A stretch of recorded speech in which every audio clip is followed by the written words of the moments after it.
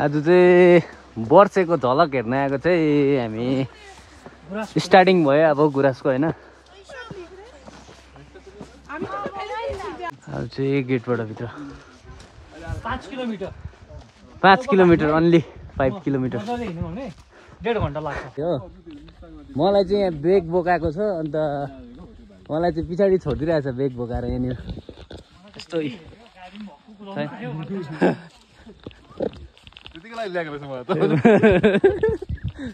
कस्तो लागिरहेछ हौ? लाग्नु त कस्तो लाग्नु हिँडाइ हुँदैछ। के छ प्रेम दाजु खबर? बाटो ठिकै छ, बल्ने खालको बाटो छैन। ठिक लागेन? हल्का फुल्का चल्दैछ। एकदम दाम लाग्यो। ट्रेन दाजुको लागि स्टेजहरू पनि ल्याउनु पर्यो। कागज ठिकै थियो बोक्ने फेरि चाहिँ हाम्रो घुम्ने चाहिँ खास चाहिँ के कुराले भएको आजको प्लानिङ? यो अनसर्टेन प्लान हो। रातिको हामी कति बजी प्लान मिलायौँ त्यो पनि थाहा छैन। 3 बजी। किनभने हाम्रो बिएससी बिजी भएर सुताइ त्यतिखेरै हुन्छ नि त, अन्त त्यही भएर 3 बजी लु साह्रै गल्यो जाउँ भनेर चाहिँ हाम्रो मेन हेड चाहिँ को? मेन प्लानिङ मिलाउने चाहिँ मलाई चाहिँ फोन चाहिँ प्रेम दाजुले गर्नु भएको विमल हो। विमलले पनि गरेको थियो मलाई फोन।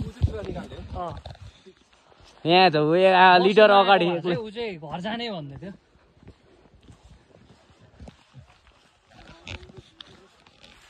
मलाई बताउने पनि यतै है।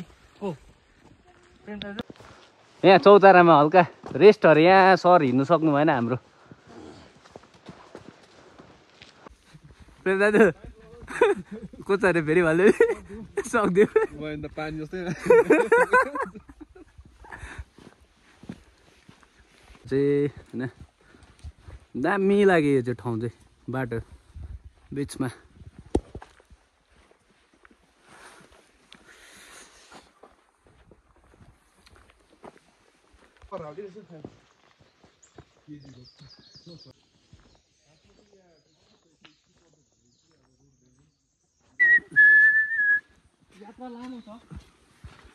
घाम पनि लाग्दैछ दामी भएर छ होइन अलिक चर्को लाग्दैछ नि त गरम हुन्छ नि त अहिले फेरि यो जङ्गलमा चाहिँ होइन विमल हो पुरा भालु निक्लिन्छ भन्छ होइन। अब तिमीले के बोकेको छैनौ होइन अब तिमी के गरेर अब भालु आयो भने चाहिँ के गर्छौ?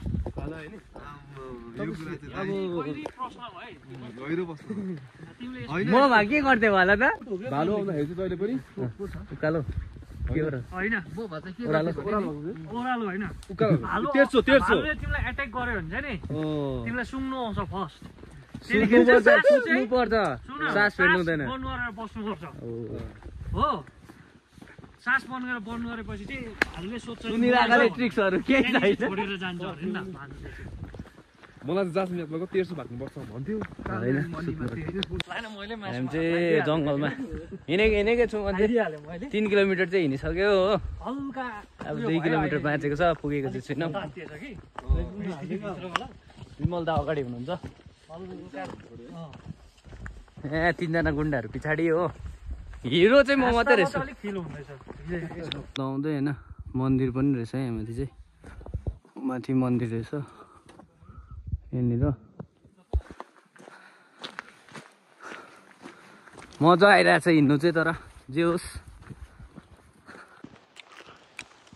अब चाहिँ आइपुग्न आँट्यो हो। मकै खाँदै हिँड्दै जाडो भइरहेछ। यसो भन्यो ल लगभग कति छ अब? 1 किलोमिटर पुगिहाल्छ केटा त अगाडि गयो हामी चाहिँ अलिक पछाडि छौँ। यहाँ चाहिँ गुराँस फुलेको रहेछ होइन त्यस्तो बेसी चाहिँ छैन रहेछ। अब अलिअलि भए पनि हेरेर यसमै चित्त बुझाउनुपर्छ हामीले आज चाहिँ के गर्नु। हामी चाहिँ यो गुराँस भेट्नु आएको होइन। यहाँ चाहिँ भर्खरको पिला दामी रहेछ तर मजा आयो जे होस्।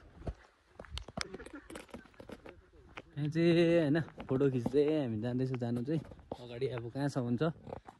यहाँ चाहिँ अलिक फुलेको रहेछ फुलहरू यहाँ देख्न सक्नुहुन्छ। यहाँ चाहिँ होइन एकदम मजाको देखिरहेछ ठाउँ चाहिँ एकदम दामी।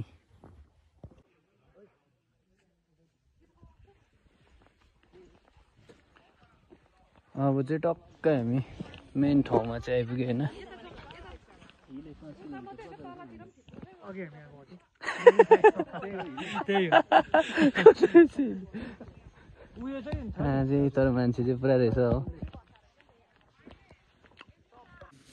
हाम्रो यहाँ वर्षेमा चाहिँ नेपाली बाबुको इन्ट्री भएको छ हो फोटो सेसन हुँदैछ यहाँ क्यामेराम्यान यता हो यता विजयबु यता विमल दा हामी 5 जना आएको हो म चाहिँ अब यहाँ गुराँसमा हल्का सेल्फी के भन्यौ तिमीले भने जस्तो मेरो फोन आफै बोल्छ हौ कुनै के हो टाइममा असिना झरेर बिजोक होला जस्तो चाहिँ अब चाहिँ वर्षे हामी घुमिसक्यो हो फर्किँदैछौँ म त अब कहाँ जानुपर्ने हो आज वर्षे चाहिँ घुमिसक्यो तर वर्षेमै चाहिँ फर्किँदैछौँ होइन अब आज कहाँ बस्नुपर्ने के गर्नुपर्ने हो भोक लाग्दैछ सुगुडे जानु यहाँबाट जाउँ जाने बा खाना चाहिँ खुवाइ भएको छैन डुलाइ मात्रै हुँदैछ है तर जिन्दगी गोरेटोमा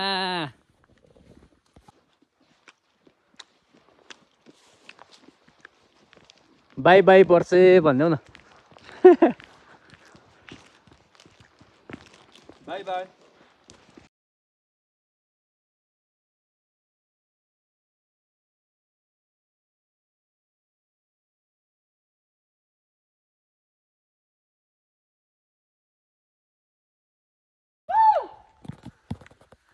बाउला यस्तो गराउँदै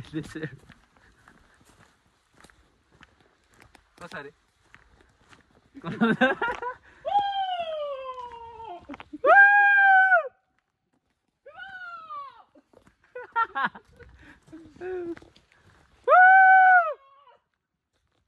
जङ्गलमा कराउँदै दुईजना मात्रै हो चाहिँ हामी होइन निक्लिन आँट्यो बाहिर फर्केर धेरै नजिक आइपुगिसक्यो रोड निक्लिन आँट्यो सचिन आएन हो तर मजा आयो जे होस् राम्रै भयो अब गएर कता भ्याउनु पर्ने हो स्वाट्टै अब निक्लियो केटाहरू कहाँबाट निक्लेको अरे एमेजनको चक्करबाट ल हामी चाहिँ अब घुमिसकेर नि निक्ल्यो हो